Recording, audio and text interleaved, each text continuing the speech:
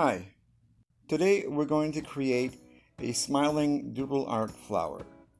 Welcome to George on the Rocks, where stress release is always just a rock painting away. In addition to painting, I love to doodle. Doodling is a great way to relax and just release some stress. There are no rules, it's just you, a piece of paper, and something to doodle with. Okay, tell you what. Raise your hand if you've ever doodled. Now, if you're in public, you can do a mental hand raising. And yes, you would look kind of strange raising your hand on a bus. Nothing wrong with being a little strange. If you're driving a car, definitely don't raise your hand. I guess what I'm getting at is chances are you've doodled at some time in your life. But unfortunately, most people let it slip by the side. And now that everybody's doodling and kind of taking it all seriously, you may look at one of your doodles. Mine doesn't even look like anything that's out there. I must be doing it wrong. I'll just say one thing. Just like painting, there's no wrong way to doodle. One of the benefits of doodling to me is that it can get rid of a lot of excess mental baggage. You're not worrying about today's problems or concerns or any issues.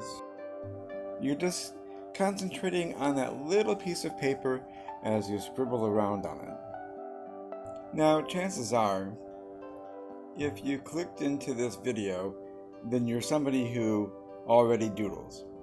So I guess what I'm doing is preaching to the choir. However, if you clicked on it just basically out of curiosity because you thought, well, I used to doodle, that looks interesting, I'll see what's inside. This little one-way communication conversation that we've been having is directed towards you. So if as a kid you used to doodle and you liked it, why not go back to doodling? It certainly wouldn't hurt, and there's tons of benefits. As a quick note, the pen that I'm using is a medium or fine Faber-Castell Pitt pen. The first one I used was a fine point, or actually it's kind of a medium point. Now this one here is the small point. I'm always on the search for pens that are permanent, don't bleed, and you can successfully varnish over. There's nothing like ruining a rock painting because the pen that you used bled when you used the varnish. I used to use pens like these for when I did watercolor, but you don't varnish your paintings when you do watercolor. I'm always on the lookout for pens that won't bleed when I varnish, because there's nothing so disappointing as hours of work on a piece only to have it bleed because it's not really a good pen or ink to varnish with. Sharpie's okay. However, with a Sharpie, you have to use something like Mod Podge to seal it before you actually varnish it. Micron pens are really good, and they have varying point sizes, which is excellent. I recently picked up a set of Moonlight jelly roll pens from Sakura, and eventually I'll experiment with them and post a video of my findings. But anyway, going back to the pens. I like to vary up the weight of the lines when I doodle. The main focal point, or the main subject, I'll use a thicker line, and then the embellishments within the body of the focus or like a leaf or a flower, like what I'm doing here now, I'll use a finer point. As with all of my paintings, whether they're regular paintings or doodle paintings, is always the first and probably the only time that I will do a specific design, as it were.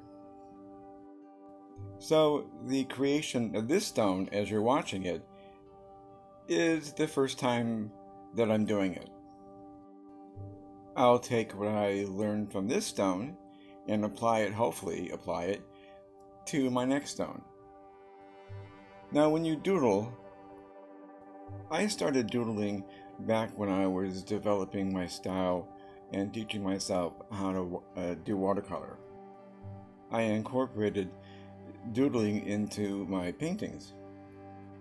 And over time, I developed certain things that I like to repeat throughout the different paintings, patterns more or less. A channel that I've been following for a couple of years, Deliberately Creative, has a bunch of videos devoted to doodling, offering new patterns, ideas, suggestions. Stephanie, who's the creator of the channel, is really cool. I really like her energy. Although, in large part, her style of doodling is somewhat different than mine, I go back to the point of whatever style you doodle in is your style. Refine it, explore, have fun. Now the coloring that I did for this stone was a washed down version of acrylics. I'll do another video where I actually show you how to do that. When you apply medium on top of your ink work, regardless of whether it's watercolor or acrylic, there's always going to be a little bit of a film or a residue on top of the ink work. It's no biggie and it's not an issue. It just means that you need to go over the lines again using the same point as you used on the first time, because what happens is that when you go over the watercolor or the acrylics, the point, although the same one, gets a little thicker. Not much, but you can tell the difference. And as usual, a little bit of a disclaimer: the work that I'm doing now, or anytime during the painting process that you're seeing, has been sped up. So it's vitally important just to take your time, enjoy the process. There's not a rush. In fact, as I've said before in other videos, what you want to do is you want to have the paint totally dry before you actually start applying the ink work. I generally wait overnight, or at the very least, a couple of hours. That's why I work on more than one piece at a time. So when I have that creative urge and I want to do something, I don't have to wait before the piece is dry. I just go on to the next one. The rock paintings I present to you, for example, are a work in progress that takes about maybe 2 days. I like to paint in sunlight, but the sun can't be too bright, so I start early, paint for a couple of hours, and then start editing the film from my camera after I stopped painting.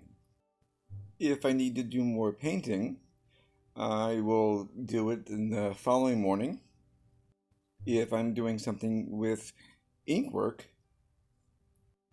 the painting has already dried and I won't have any problems.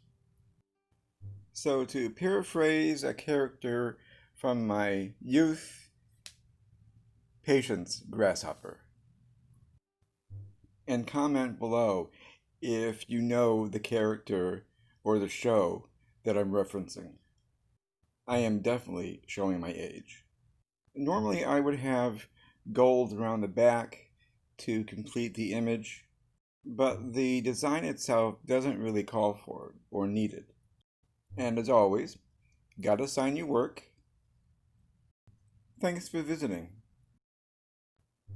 Celebrate each other, celebrate your creative inner voice, and paint along the way.